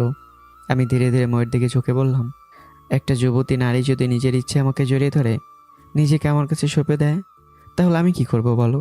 আমি তো পুরুষ, নিজেকে আর কতক্ষণ কন্ট্রোল করব? কথাটা শুনে মুহূর্তেই ময়ের মুখ লাল হয়ে গেল। রাগে লজ্জায় সব মিলিয়ে তার অবস্থা খারাপ। সে ধাক্কা দিয়ে আমাকে চেয়ারে বসিয়ে দিল। তারপর আঙ্গুল তুলে বলল, তাহলে আমার দিকে বাজে নজরে তাকিয়ে থাকিস কেন? মানে? মৌ চোখ রাঙিয়ে বলল, ম্যানেজার অবধি বলেছে তুমি নাকি অফিসে আমার দিকে বাজে নজরে তাকিয়ে থাকো। কথাটা শুনে আমার চোখ হঠাৎ ভয়ঙ্কর হয়ে উঠল। আমার চোয়াল শক্ত হয়ে গেল। তারপর ধীরে ধীরে উঠে দাঁড়ালাম। ময়ের একদম সামনে এসে থামলাম, এতটাই কাছে যে দুজনের নিঃশ্বাস একে অপরের মুখে লাগছে। ছি মৌ, নিজের স্বামীর বিরুদ্ধে এত বড় অপবাদ! তোমাকে যদি খারাপ নজরে দেখতেই চাইতাম, তাহলে নিজের রুমে নিজের বউ হিসেবেই দেখতাম, অফিসে কেন দেখব? মুহূর্তে মৌ থমকে গেল। তার মুখে একসাথে রাগ আর লজ্জা ফুটে উঠল। কান পর্যন্ত লাল হয়ে গেছে। সে রাগ দেখানোর চেষ্টা করে আমার গলা চেপে ধরল। লুচ্চা, এখনো ভালো হইলি না। আমি হঠাৎই তার দু গাল ধরে কাছে টেনে আনলাম। তারপর মুহূর্তেই নিজের ঠোঁট ছুঁয়ে দিলাম ময়ের ঠোঁটে। মুহূর্তেই পুরো পৃথিবী যেন থমকে গেল। ময়ের চোখ বড় বড় হয়ে গেল, তার শরীর জমে গেল বিদ্যুৎ খাওয়ার মতো। তারপর ধীরে ধীরে চোখ বন্ধ এলো। কয়েক সেকেন্ড পর চোখ খুলতে দেখলো সামনে কেউ নেই। আমি চলে এসেছি ওখান থেকে। মই স্থির হয়ে দাঁড়িয়ে রইল। তার বুকের ভিতর হৃৎপিণ্ড পাগলের মতো লাফাচ্ছে। ঠোঁটে এখন আমার স্পর্শ লেগে আছে। সে ধীরে ধীরে নিজের ঠোঁটে হাত রাখলো, তারপর ফিসফিস করে বলল, লুচ্ছে একটা। কিন্তু এবার কথার মধ্যে রাগের চেয়ে ভালোবাসায় বেশি ছিল। অন্যদিকে আবিদ সাহেব জানেনই না যে স্বপ্ন নিয়ে সে রাজকন্যাকে নিজের করার কল্পনা করছে, সেই স্বপ্ন অনেক আগেই ভেঙে চুরমার হয়ে গেছে। কারণ মৌ এখন শুধু মেহেরুন্নেসা মৌ খান না, সে এখন আব্রাহাম খান ইলহামের স্ত্রী। আর আমি নিজের জিনিসের ওপর অন্য কারো নজর সহ্য করতেই জানি না। এদিকে খান বাহাদুর এখনও নিজের অফিসে বসে আছে। সামনের টেবিলে প্রজেক্ট হস্তান্তরের কাগজপত্র ছড়ানো। তার চোখে অহংকারের আগুন। তিনি নিশ্চিত আজ মাসুদ খান তার পায়ে এসে পড়বেই। কিন্তু সময় পার হয়ে যাচ্ছে, 1 ঘন্টা 2 ঘন্টা, তবুও মাসুদ খান আসছে না। খান বাহাদুরের মুখ ধীরে ধীরে কালো হয়ে উঠল, চোখ রক্তবর্ণ। মাসুদ আসছে না কেন? তার গর্জনে পুরো রুম কেঁপে উঠল। রাতে খান ম্যানশনের স্টাডি রুমে বসে আছে অরু আর খান বাহাদুর। অরু বরুকসকে বলল, দাদু, মাসুদ খান তো এলো না। তার চোখে অস্বস্তি। সে কি অন্য কোনো কোম্পানির কাছে প্রজেক্ট হস্তান্তর করে দিচ্ছে নাকি? খান বাহাদুর ঠান্ডা হেসে বললেন। অসম্ভব। তার কণ্ঠে ভয়ঙ্কর আত্মবিশ্বাস। বাংলাদেশে এমন কোনো কোম্পানি নেই যে খান বাহাদুরের বিরুদ্ধে দাঁড়ানোর সাহস করবে। তিনি ধীরে চেয়ার থেকে উঠে দাঁড়ালেন। সবাই জানে খানদের সাথে শত্রুতা মানে নিজের কবর নিজে খোঁড়া। অরু কিছুটা চিন্তিত গলায় বলল, তাহলে সে আসে না কেন? খান বাহাদুর ঠোঁট বাঁকিয়ে বললেন, হয়তো ব্যাংক লোন নেওয়ার চেষ্টা করছে।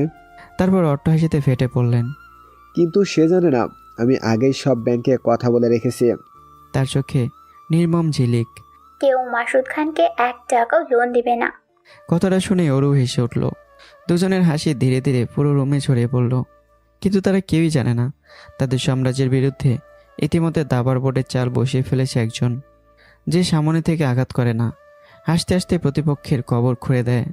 অন্যদিকে মাসুদ খান আজ অনেকদিন পর সত্যিকারে শান্তি অনুভব করছেন। খাবার টেবিলে বসে আয়েশা খানের দিকে তাকিয়ে মুচকি হেসে বললেন, আয়েশা, একসময় খুব আফসোস হতো জানো, মনে হতো একটা ছেলে সন্তান থাকলে হয়তো আমার ব্যবসাটা সামলাতো। তার চোখ ধীরে ধীরে উজ্জ্বল হয়ে উঠল। কিন্তু এখন আর সেই আফসোস নেই। তিনি গর্ভভরা দৃষ্টিতে মৌ আর আমার দিকে তাকালেন। আমার মেয়ে আর মেয়ের জামাই যথেষ্ট, ওরা দুজন মিলে পুরো সাম্রাজ্যটা সামলাতে পারবে। কথাটা শুনে আয়েশা খান হাসলেন, আর মৌ চুপচাপ মাথা নিচু করে খাবার নাড়াতে লাগলো। কিন্তু ঠোঁটের কোণে লুকোনো হাসিটা সে লুকোতে পারল না। অন্যদিকে রুমে ঢুকতে আমি চমকে গেলাম। মৌ আয়নার সামনে দাঁড়িয়ে আছে। ভেজা চুলগুলো সামনে এনে কাঁধের উপর ফেলেছে, গায়ে শুধু ব্লাউজ আর পেটিকোট। মৃদু আলোয় তাকে অসম্ভব সুন্দর লাগছে। আমার গলা শুকিয়ে এলো, চোখ সরাতে চাইলেও পারলাম না। মৌ আয়নায় তাকিয়ে বুঝে গেল আমার অবস্থা। ঠোঁটের কোণে দুষ্ট হাসি ফুটে উঠল তার। আমি কষ্ট করে চোখ সরিয়ে বললাম, কি হলো? লজ্জা শরম সব বিক্রি করে দিয়েছো নাকি? এইভাবে আমার সামনে ঘোরাঘুরি করতে লজ্জা করে না?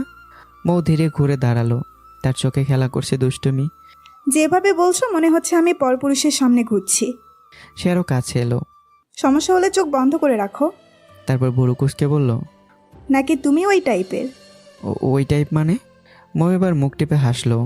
মানে তোমার মধ্যে কোনো ফিলিংস নাই? সে নিচু গলায় ফিসফিস করে বলল, গেদের মতো। ব্যাস, এই এক কথাতে আগুনে ঘি পড়ে গেল। মুহূর্তে আমার চোখ বদলে গেল। আমি একটানে মৌকে নিজের কাছে টেনে নিলাম। মৌ হালকা চিৎকার করে উঠতেই আমি তার কোমর শক্ত করে জড়িয়ে ধরলাম। তারপর নিজের মুখ গুজে দিলাম মৌয়ের গলার কাছে। গরম নিঃশ্বাসে কেঁপে উঠল মৌয়ের পুরো শরীর। তার চোখ ধীরে ধীরে বন্ধ হয়ে এলো। আমার কণ্ঠে এবার ভারী। মৌ, আমাকে উস্কানো খুব পছন্দ তোমার, তাই না? মৌ কাপা গলায় বলল, কে বলেছে? আমি মুখ তুলে তাকালাম। দুজনে চোখ এক হলো। সেই চোখে আর কোনো ঝগড়া নেই, রাগ নেই, শুধু অদ্ভুত টান, ভালোবাসার গভীর টান। আমি ধীরে ধীরে মৌর কপালে চুমু দিলাম, তারপর গালে, তারপর ফিসফিস করে বললাম, তুমি জানো না তোমার সামনে নিজেকে কন্ট্রোল করা আমার কত বড় কঠিন। মৌ এবার আর পালালো না, বরং ধীরে নিজের হাত দুটো আমার ঘাড়ে জড়িয়ে নিল। আমার বুকের মধ্যে মুখ লুকিয়ে ফিসফিস করে বলল, তাহলে কন্ট্রোল করো না। মুহূর্তে আমার বুকের ভিতর ঝড় বয়ে গেল। আমি মৌকে আরও কাছে টেনে নিলাম। রাতটা ধীরে ধীরে ডুবে গেল দুজন মানুষের নরম ভালোবাসায়। খুনসুটি, অভিমান, লজ্জা আর গভীর মায়ে ভরা এক দীর্ঘ রাত। অনেক দিনের দূরত্ব যেন আজ আস্তে আস্তে গলে যাচ্ছিল। সকালের আলো জানালা ভেদ করে রুমে ঢুকতেই মুখ ঘুম থেকে জেগে উঠল। গোসল শেষে বেরিয়ে এসে দেখলো আমি বিছানায় উঠে বসে আছি, চুল এলোমেলো, চোখে এখনও ঘুমের চাপ। আমাকে অদ্ভুত সুন্দর লাগছে। মৌ এগিয়ে এসে আমার কপাল আলতো করে একটা চুমু খেলো, তারপর দুষ্ট হাসি দিয়ে বলল, মনে রেখো, কালকে সবকিছু কিন্তু তুমি জোর করে করেছো। কথাটা শুনে আমি চোখ বড় বড় করে তাকালাম। কি? মৌ এবার হেসেই ফেললো। আমি মাথায় হাত দিয়ে বললাম, ও তার মানে কালকের সব কিছু তোমার শয়তানি বুদ্ধি ছিল। মৌ ভুরু নাচিয়ে বলল, দেরিতে হলেও বুঝতে পারলে। এই বলে দৌড়ে রুম থেকে পালিয়ে গেল। আর আমি বিছানায় বসে হেসে উঠলাম। অনেকদিন পর আমার হাসিটা একদম সত্যিকারের ছিল। অন্যদিকে সকাল প্রায় 11টা, খান গ্রুপের হেড অফিস। হঠাৎ পুরো বিল্ডিং কেঁপে উঠল ভয়ঙ্কর এক গর্জনে। কি বললি? খান বাহাদুরের গর্জনে যেন দেয়াল পর্যন্ত কেঁপে উঠল। 80 বছর বয়সেও তার সেই ভয়ঙ্কর কণ্ঠে যেন পুরো অফিস থরথর করে কাঁপতে লাগলো। ইব্রাহিম খান চমকে উঠলেন। ইউনুস খানের হাত থেকে ফাইল পড়ে গেল। অফিসের কর্মকর্তারা মাথা নিচু করে দাঁড়িয়ে আছে, কারো সাহস নেই চোখ তুলে তাকানোর। খান বাহাদুরের চোখ তখন রক্তবর্ণ, রাগে তার শরীর কাঁপছে। মানে যে মাল আমরা পুড়েছি সেগুলো আসল মাল ছিল না? একজন কর্মকর্তা কাঁপা গলায় বলল, জি স্যার, ওগুলো চাইনার রিজেক্ট কাপড় ছিল। খান বাহাদুর টেবিলে এমন জোরে ঘুষি মারলেন যে কাঁচের গ্লাস ভেঙে গেল। অসম্ভব। তার চোখে তখন খুনের আগুন। মাসুদের পক্ষে এমন বিজনেস পলিটিক্স খেলা অসম্ভব। তিনি হাঁপাতে হাঁপাতে বললেন, কেউ একজন আছে যে সবসময় আমাদের থেকে এক ধাপ এগিয়ে, তার কণ্ঠ ধীরে ধীরে আরো ভয়ঙ্কর হয়ে উঠল। যে আমাকে খান বাহাদুরকে বিজনেস পলিটিক্সে টক্কর দিয়েছে। পুরো রুম নিস্তব্ধ, সবাই নিঃশ্বাস বন্ধ করে দাঁড়িয়ে আছে। তারপর খান বাহাদুর গর্জে উঠলেন, আমি তার নাম জানতে চাই, যেই হোক তাকে আমার সামনে আনো। তার চোখে তখন যুদ্ধের আগুন। কিন্তু তিনি জানেন না, যার নাম জানার জন্য তিনি এত মরিয়া, সেটির মধ্যে তার সাম্রাজ্যের ভেতরে আগুন ধরিয়ে দিয়েছে। ইব্রাহিম খান সাহস করে ধীরে বললেন, বাবা, মাসুদের পক্ষে এমন বিজনেস পলিটিক্স খেলা সম্ভব না। তুমি এত নিশ্চিন্ত হচ্ছ কিভাবে? খান বাহাদুর ধীরে মাথা তুললেন। তার চোখ দুটো তখন রক্তবর্ণ। সেই দৃষ্টিতে এমন ভয় ছিল, ইব্রাহিম খান নিজের অজান্তে এক কদম পিছিয়ে গেলেন। তারপর খান বাহাদুর ঠান্ডা ও ধারালো কণ্ঠে বললেন, সেটা তুই আয়নায় নিজের মুখ দেখে নিজেকে জিজ্ঞেস কর। কথাটা ছুরির মতো গিয়ে বেঁধল ইব্রাহিম খানের বুকে, কারণ তিনি বুঝে গেছেন তার বাবা আসলে বলতে চাইছেন।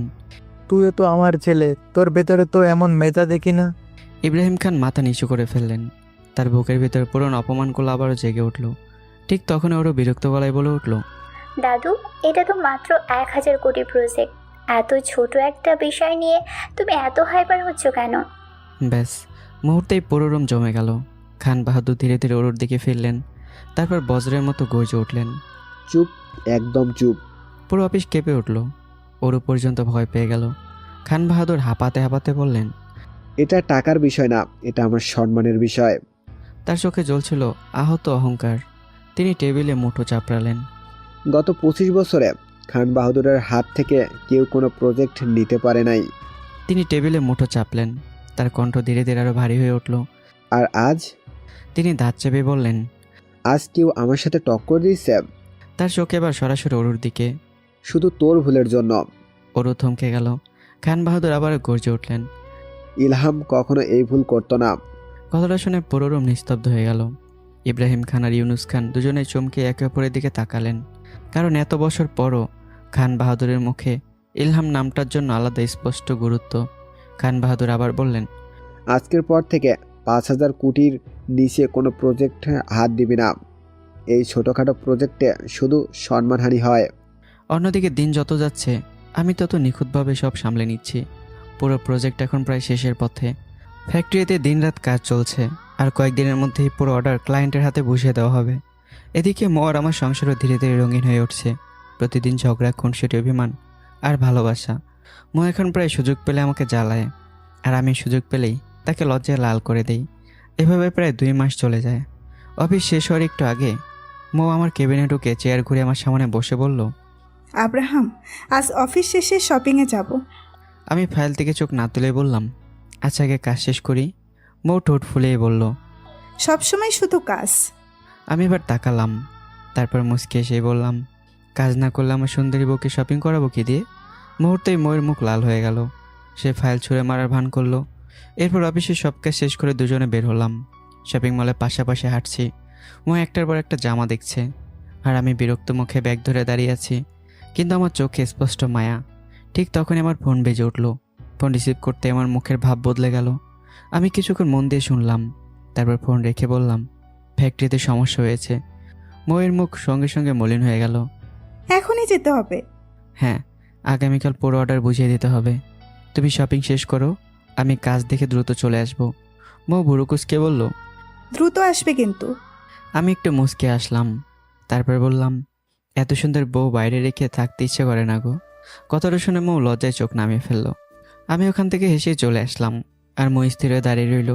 তার বুকের ভেতরটা অদ্ভুত উষ্ণ হয়ে উঠেছে, কিন্তু সে জানতো না কয়েক মিনিট পরেই তার পুরো পৃথিবীটা উল্টে যেতে চলেছে। হঠাৎই পেছন থেকে একটা মেয়েলি কণ্ঠে ভেসে এলো। Excuse me. মুখ ঘুরে তাকালো। সামনে দাঁড়িয়ে আছে আধুনিক পোশাক পরা একটা মেয়ে। মেয়েটা কৌতূহল চোখে তাকিয়ে বলল, এটি কি আরহাম খান ইলহাম ভাই, আর আপনি কি তার স্ত্রী? মো অবাক হলেও মাথা নেড়ে বলল, জি, কেন? মেয়েটা থমকে গেল, তার চোখ বড় হয়ে গেল। মানে আপনি সত্যি ওর স্ত্রী? ময়ের বুকের ভেতর হালকা অস্বস্তি শুরু হলো। জি, কিন্তু আপনি কে? মৌ ধীরে ধীরে বলল, আমি নেহা, ওর বান্ধবী। তারপর এমন একটা কথা বলল যা মুহূর্তেই ময়ের পায়ের নিচ থেকে মাটি সরে গেল। আপনি জানেন না আরহাম খান ইলহাম সেই লোক যে নিজের স্ত্রীকে অন্য পুরুষ দিয়ে ধর্ষণ করিয়েছে? মুহূর্তে পৃথিবী থেমে গেল। ময়ের নিঃশ্বাস বন্ধ হয়ে গেল। তার কানে শোষ শব্দ হচ্ছে, চারপাশ ঝাপসা লাগছে। সে ফ্যাকাশে মুখে বলল, কি কি বলছেন আপনি? তার গলা শুকিয়ে গেছে। আমি আমি তার স্ত্রী। নেহা এবার সত্যি হতবাক হয়ে গেল। আপনি ওর স্ত্রী? সে কয়েক সেকেন্ড স্থির হয়ে তাকিয়ে রইল, তারপর ধীরে বলল, তাহলে তার মানে ইলহাম দ্বিতীয় বিয়ে করেছে? আপনি এসব কি বলছেন? প্রথম বিয়ে, দ্বিতীয় বিয়ে, এসবের মানে কি? মেয়েটা একটা দীর্ঘ শ্বাস ফেলেই বলল, আমার নাম নেহা। ওরু আর আমি একই ভার্সিটিতে পড়তাম। ওরু হচ্ছে ইলহাম ভাইয়ের চাচাতো বোন, আর তাদের বিয়ে হয়েছিল পারিবারিকভাবে। কিন্তু তারপর যা হয়েছে সেটা শুনলে আপনিও বিশ্বাস করতে পারবেন না। ময়ের বুকের ভেতরটা কেঁপে উঠল। তার কানে যেন শো শো শব্দ হচ্ছে, মাথাটা ভারী হয়ে আসছে। নেহা ধীরে ধীরে সব বলতে শুরু করলো, কীভাবে ওর আর আমার সমস্যা, দর্শন আর জেলে যাওয়া সব কিছু। কীভাবে খান বাহাদুর পুরো পরিবারের সামনে আমাকে অপমান করেছিল, কীভাবে আমাকে ন্যাড়া করে আমার গায়ে আলকাতরা মেখে রাস্তায় দাঁড় করানো হয়েছিল। প্রতিটা কথাই যেন ধারালো ছুরির মতো গিয়ে বিঁধল ময়ের বুকে। মৌ অবিশ্বাস নিয়ে বলল, না না, আব্রাহাম এমন হতে পারে না। নেহা এবার মোবাইল বের করলো। কাপা হাতে একটা ভিডিও চালু করতেই মৌ জমে গেল। ভিডিওতে মানুষের ভিড়, চিৎকার, ঘৃণা, আর মাঝখানে আমি দাঁড়িয়ে, মাথা ন্যাড়া, শরীরে কালো আলকাতরা, চোখে অপমানের আগুন। কিন্তু সে আগুনের মাঝেও আমি বুক সোজা করে দাঁড়িয়েছিলাম। ময়ের নিঃশ্বাস বন্ধ এলো। তার হাত থেকে শপিংয়ের ব্যাগ মাটিতে পড়ে গেল। চোখ ঝাপসা হয়ে যাচ্ছে। নেহা নিচু গলায় বলল, উনি তো জেলে ছিল, কিন্তু কখন বাহির হলো? এখন দেখছেন না কত দামি দামি পোশাক পরে ঘুরে বেড়ায়। এটা ওনার নতুন রূপ। মো কিছু বলতে পারলো না। তার পুরো পৃথিবী যেন ঘুরছে। মাথার ভেতর বারবার একটা কথাই বাজছে, আমি তোমাকে ভালোবাসি, তোমার শরীরকে না। তার মনে পড়ে গেল সেদিন রাতে বৈধ দর্শন কথাটা শুনে আমি কেন পাথরের মতো জমে গিয়েছিলাম, কেন লুচ্চা বললে আমার চোখ বদলে যেত, কেন আমি বারবার নিজের অধিকার থেকেও দূরে সরে যেতাম। ময়ের বুক মোচড় দিয়ে উঠল। তার চোখ বেয়ে টুপটুপ করে জল পড়তে লাগলো। নেহা চলে যাওয়ার পর মই স্থির হয়ে দাঁড়িয়ে রইল। তার পায়ের নিচ থেকে যেন মাটি সরে গেছে। সে কাপা গলায় নিজেকেই বলল, সাগরের চেয়ে তো ইলহাম হাজার গুণ খারাপ। না না, আমি আর ওর সাথে থাকবো না। কিন্তু কথাগুলো মুখে বললেও তার বুকের ভেতর হাহাকার করে উঠল। কারণ যতই নিজেকে বোঝাতে চাইছে, তার মন বারবার বলছে, ইলহাম মিথ্যা না, ওর চোখে ভালোবাসা মিথ্যা না। না, আজকে ওর সাথে সব সম্পর্ক শেষ করে দিব। এসব কিছু ভাবতে ভাবতেই মৌ অফিসে চলে এসে আমার সামনে এলো। আর আমার সামনে এসে আমার সাথে এমন একটা কাজ করলো যা আমি কখনো কল্পনাও করতে পারিনি। তো বন্ধুরা, এটা জানার জন্য কিন্তু আর পরের পর্বের জন্য অপেক্ষা করতে হবে। আর কেমন হচ্ছে গল্পটা কমেন্ট করতে ভুলবে না। দেখা হচ্ছে আবারও। সবাই ভালো থাকবে। টাটা।